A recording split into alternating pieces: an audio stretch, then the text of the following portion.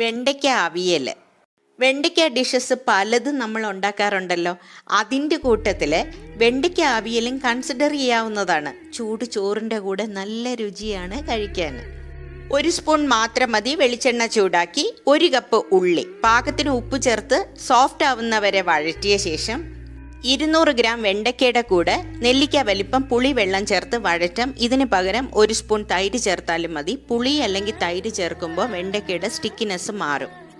പച്ച നിറം മാറുന്നതിന് മുമ്പ് 1 കപ്പ് തേങ്ങ, 1 സ്പൂൺ ജീരകം, 1/4 സ്പൂൺ മഞ്ഞൾപ്പൊടി, 1 ചുവന്നുള്ളി, 2 പച്ചമുളക്, കറിവേപ്പില ഇത്രയും വെള്ളം ചേർക്കാതെ ചതച്ച് ചേർത്ത് കൊടുക്കാം. വെണ്ടയ്ക്കയും അരപ്പും കൂടെ തട്ടിപ്പൊത്തി വെച്ച് ലോ ഫ്ലെയിമിൽ അടച്ചു വെച്ച് സ്റ്റീം ചെയ്യാം. 2 സ്പൂൺ പുളിവെള്ളം അല്ലാതെ കൂടുതൽ വെള്ളം ചേർക്കണ്ട. നല്ല മണമായിരിക്കും. എല്ലാം കൂടെ മിക്സ് ചെയ്ത് ചൂട് കുത്തരി ചോറിൻ്റെ കൂടെ കഴിച്ചു നോക്കൂ.